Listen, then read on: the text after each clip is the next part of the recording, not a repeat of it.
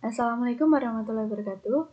Perkenalkan, nama saya Dwi Kurnia, NPM 20430077 dari kelas A Prodi S1 Ilmu Komputer semester 1. Akan membacakan materi, memori, dan CPU. Sebelum ke materi, kita harus mengetahui pendahuluannya dulu. Latar belakang dari disusunnya materi ini, yaitu komputer tersusun atas beberapa komponen penting seperti CPU, memori, perangkat I/O. Sistem bus adalah penghubung bagi keseluruhan komponen komputer dalam menjalankan tugasnya. Bus sistem menghubungkan CPU dengan RAM dan mungkin sebuah buffer memori atau memori penyangga cache L2. Bus sistem merupakan bus pusat. Bus-bus yang lainnya merupakan percabangan dari bus ini. Tujuan dari disusunnya materi ini adalah 1. Mengetahui pengertian dari memori dan internal bus CPU. 2. Mengetahui cara penerapan memori dan internal bus CPU pada komputer. Nah, di sini udah masuk pada materi, yaitu materi memori.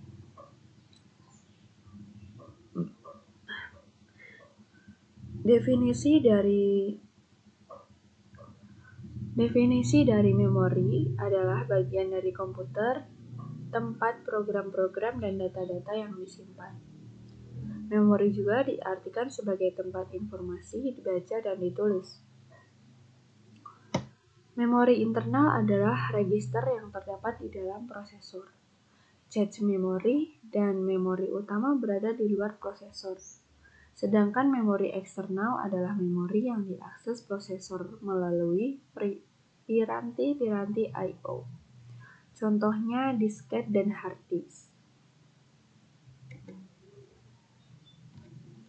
Yang selanjutnya adalah sifat dari memori. Memori mempunyai dua sifat. Yang pertama adalah volatile memory atau bisa disebut juga volatile storage. Memori komputer yang membutuhkan daya listrik untuk menjaga informasi yang tersimpan. Dengan kata lain, perlu daya listrik agar informasi tetap tersimpan. Memori volatile mempertahankan informasi atau data selama catu daya aktif. Tetapi ketika catu daya dimatikan atau terputus, informasi dan data yang tersimpan akan hilang. Kurang efisiensi kalau buat kita ya, teman-teman. Contohnya DRAM dan SRAM. Nah, kalau non-volatile memory ini gimana? Nah, kita baca bareng-bareng ya.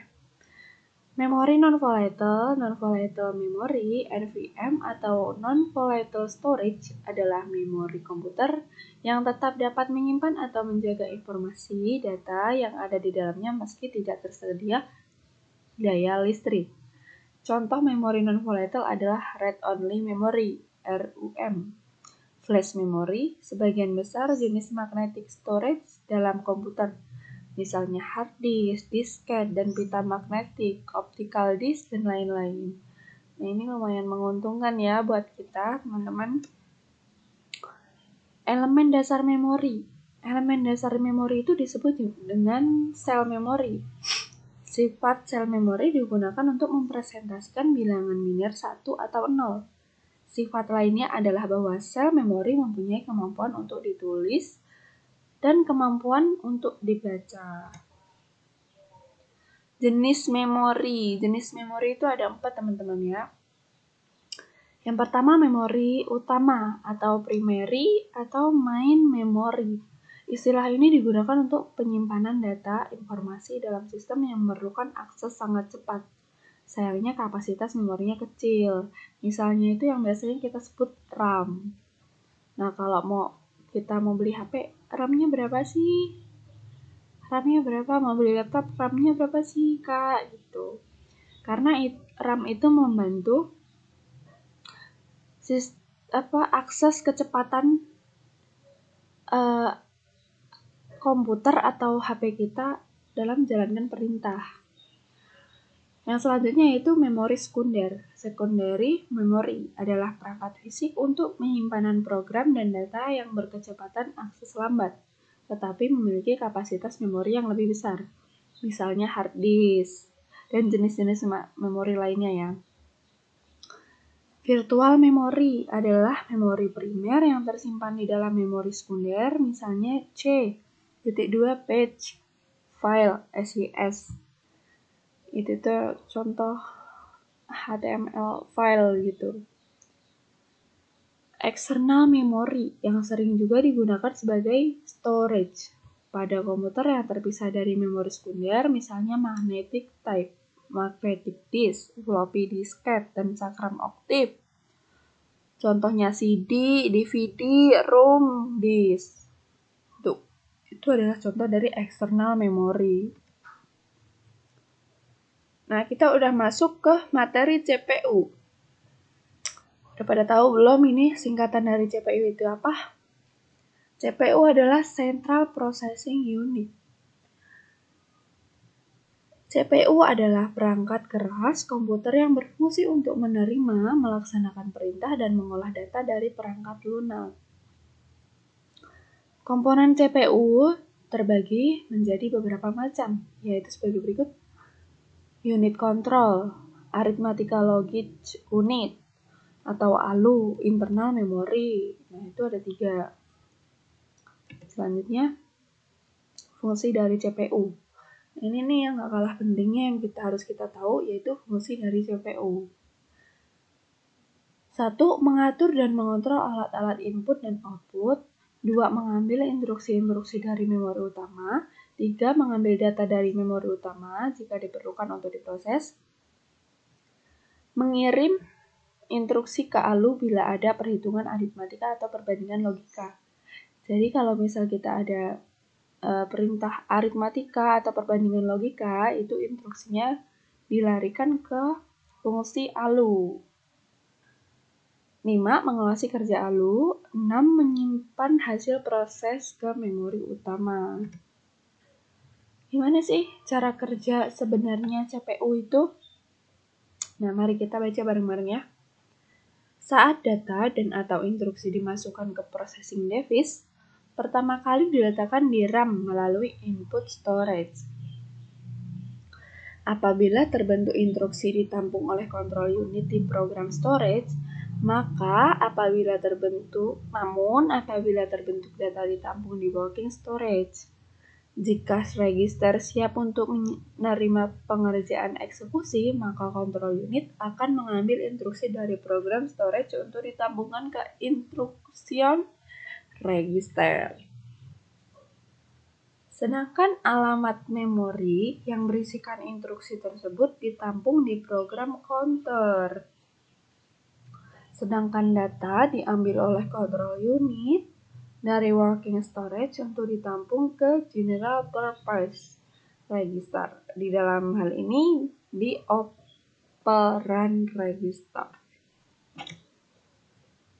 Masih seputar cara kerja CPU. Jika berdasar instruksi pengerjaan yang dilakukan adalah aritmatika dan logika, maka ALU akan mengambil alih operasi untuk mengerjakan berdasarkan instruksi yang ditetapkan. Hasilnya nanti akan ditampung di akumulator. Bila hasil pengolahan telah selesai, maka control unit akan mengambil hasil pengolahan di akumulator untuk ditampung kembali ke working storage. Jika pengerjaan keseluruhan telah selesai, maka control unit akan menjemput hasil pengolahan dari working storage untuk ditampung ke output storage. Mohon maaf ya, ada suara azan karena ini perekamannya sudah menjelang sholat asar. Namun kita lanjut saja. Lalu selanjutnya dari output storage, hasil pengolahan akan ditampilkan ke output device. Nah, contoh soal atau kendala dalam komputer. Ini adalah kendala-kendala yang biasanya kita alamin ketika di komputer kita ya. Yang pertama, komputer tidak mau hidup.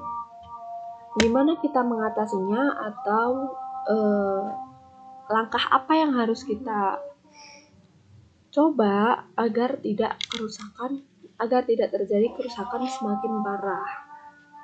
Yang pertama, cek kondisi kabel dari power outlet ke tombol power PC. Yang kedua, cek apakah stabilizer berfungsi atau tidak jika memakai stabilizer. Yang ketiga, cek kabel power pada CPU. Yang keempat, jika masih juga tidak mau hidup, permasalahannya mungkin terletak pada power supply atau MB. Nah, yang pertanyaan kedua, komputer mau hidup tapi tidak mau booting, Kak, itu. Kenali terlebih dahulu bunyi beepnya. Jika beepnya satu kali saja, tanda bahwa kondisi komputer baik.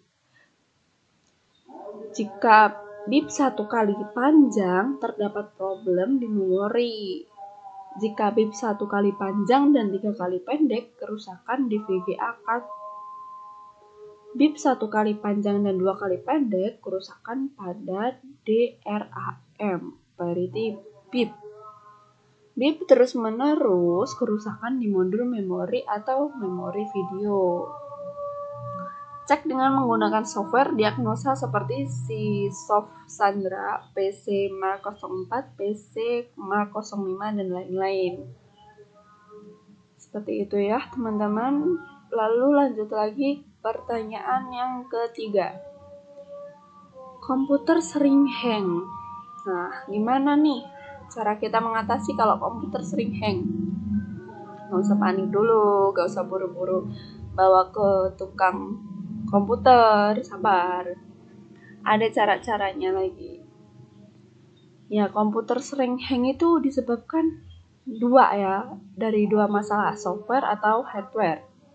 Kalau disebabkan software mengalami crash, tekan CTRL plus ALT plus del, klik and touch pada program yang not responding. Tekan tombol restart pada CPU. Nah, jika disebabkan oleh hardware yang mengalami konflik atau adanya penambahan hardware baru atau habis diganti hardware-nya, itu install ulang Windows-nya, tapi yang perlu diingat sebelum di-reinstall Windows-nya, lepas dulu hardware barunya. Terus alankan fasilitas ADD new hardware yang terdapat pada kontrol panel. Pertanyaan yang keempat, keyboard tidak dikenali oleh komputer. Lumayan sering ya.